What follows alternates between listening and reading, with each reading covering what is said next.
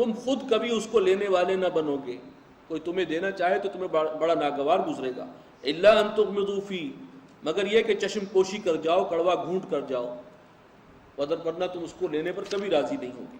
وَاعْلَمُوا أَنَّ اللَّهَ غَنِيٌّ حَمِيدٌ، اور جان لو کہ اللہ تعالیٰ غنی ہے، اسے کسی کی احتیاج نہیں ہے.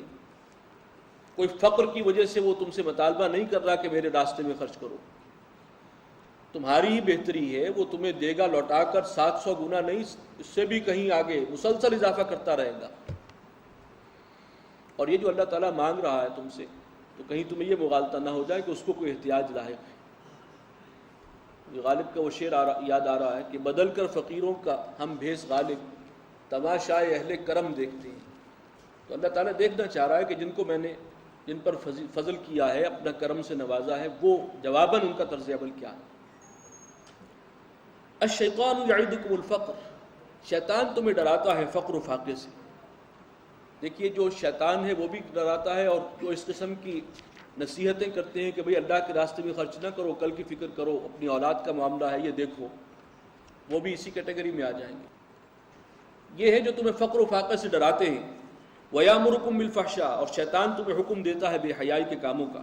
وَاللَّهُ يَعِدُكُم مَغْفِرَةً مِّنْهُ وَفَضْلًا، اور اللہ تعالیٰ تم سے وعدہ کرتا ہے اپنی بخشش کا اور فضل و کرم کا. واللہ واسع علیم، اللہ بہت وسعت والا ہے، اس کے خزانوں میں کوئی کمی نہیں ہے. علیم، اور سب کچھ جاننے والا ہے.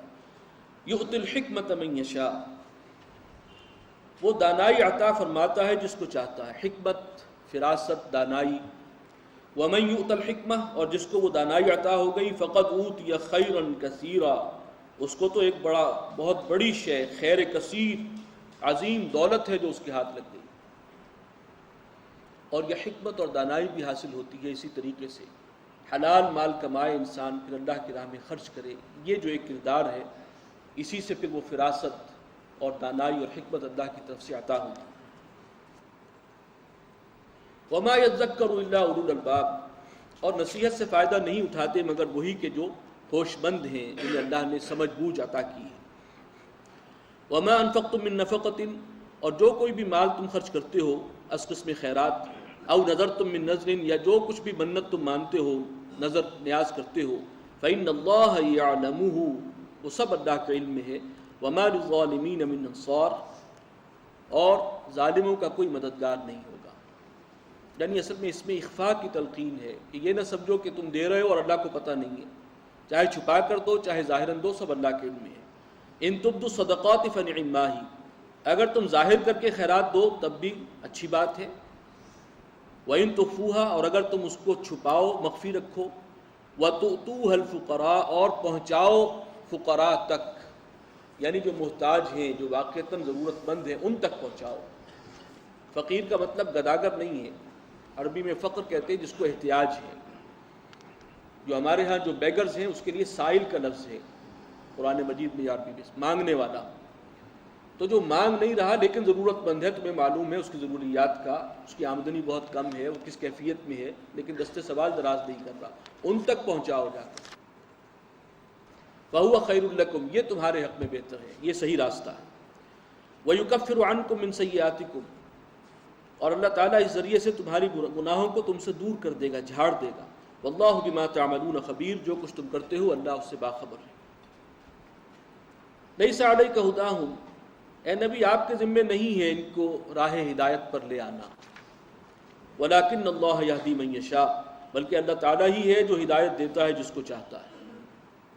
وَمَا تُنْفِقُوا مِنْ خَيْرٍ فَلِأَنفُسِكُمْ، اور جو بھی تم خرچ کرو گے اپنا مال، اس کا فائدہ خود تمہیں ہی ہوگا، وہ تمہارے ہی بھلے کے لیے ہے.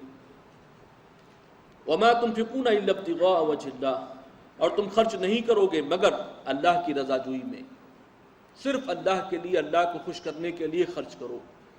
تو پھر دیکھو اس کی برکات، اس کا جو نتیجہ نکلنے والا ہے اس کو تم تصور نہیں کر سکتے.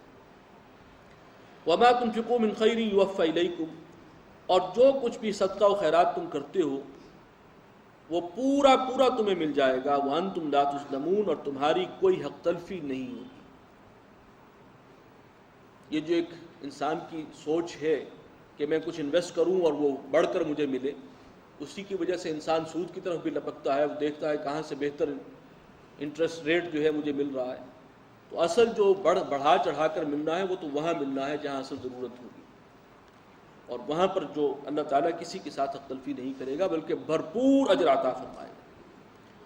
للفقراء الذین احصروا فی سبیل اللہ، اور یہ صدقہ و خیرات کے مستحق اصل میں وہ فقراء ہیں، وہ درویش ہیں کہ جو اللہ کے راستے میں گھر گئے ہوں، دین کے لیے جنہوں نے اپنے آپ کو وقف کر دیا، جیسے اس دور میں اصحاب صفہ بھی تھے، یا کچھ لوگ ہیں نکلے ہیں جہاد و قتال کے لیے، اب ان کے گھر بار والے جو ہیں پیچھے ہیں، ان کی خبر گیری ہے، وہ گھرے ہوئے ہیں، وہ باہر محاذ پر ہیں، کتنا عرصہ لگتا ہے نہیں معلوم، تو یہ ہے، یہ سب سے زیادہ مستحق ہے۔ للفقراء الذین احصروا فی سبیل اللہ، یہ خیرات و صدقات ان فقراء کے لیے ہے، ضرورت مندوں کے لیے ہے کہ جو گھر گئے اللہ کے راستے میں، لا یستطیعون ضربا فی الارض، اور وہ زمین میں بھاگ دوڑ نہیں کر سکتے، یعنی ان کے پاس موقع نہیں ہے کہ وہ معاشی بھاگ دوڑ کر سکیں، وہ دین کے لیے اپنے آپ کو وقف کر چکے ہیں۔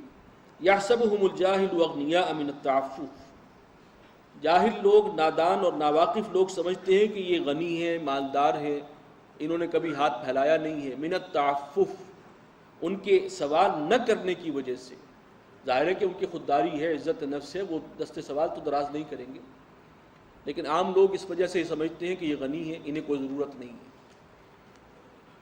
تعرفهم بسیماہم، تم پہچانو گے انہیں ان کی پیشانی سے، ان کے چہروں سے، ان کے حلیوں سے۔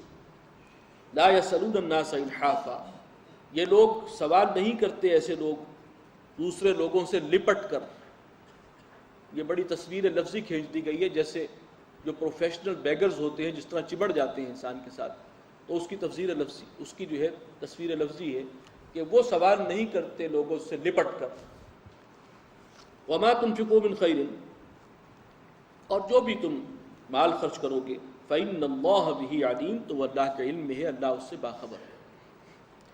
الذین ينفقون اموالهم باللیل والنہار، وہ لوگ جو خرچ کرتے ہیں اپنے مال رات اور دن، سرا وعلانیۃ، مخفی طور پر بھی اور ظاہراً بھی۔ دیکھیے یہ زکوٰۃ کے علاوہ معاملہ ہو رہا ہے، زکوٰۃ الگ ہے، یہ انفاق الگ ہے، یہ اس سے اضافی ہے، اور اللہ کو یہ مطلوب ہے، اگرچہ فرض صرف زکوٰۃ ہے، جس نے زکوٰۃ ادا کر دی اس کا فریضہ ادا ہو گیا، بقیہ مال اس کا ہے، اس میں کوئی شک نہیں ہے، لیکن ایک مطلوب اور جو پسندیدہ ایک کردار ہے اللہ کے نزدیک وہ یہ ہے، الذین ينفقون اموالهم باللیل والنہار، دن رات خرچ کرتے ہیں، سرا وعلانیۃ، مخفی طور پر بھی اور ظاہراً بھی، فلہم اجرہم عند ربہم، ان کے لیے اجر ہے ان کا ان کے رب کے پاس، ولا خوف علیہم ولا هم یحزنون، اور نہ ان کے لیے کوئی خوف ہے اور نہ ہی وہ غمگین اور رنجیدہ ہوں گے۔ اس انفاق فی سبیل اللہ کی جو ضد ہے وہ ہے سودی ذہنیت، کہ جو بھی سرپرست مال ہے اسے اس مال کو استعمال کرنا مزید پیسے کھینچنے کے لیے، اور یہ بدترین شے ہے اللہ کے نزدیک، مبغوض ترین شے،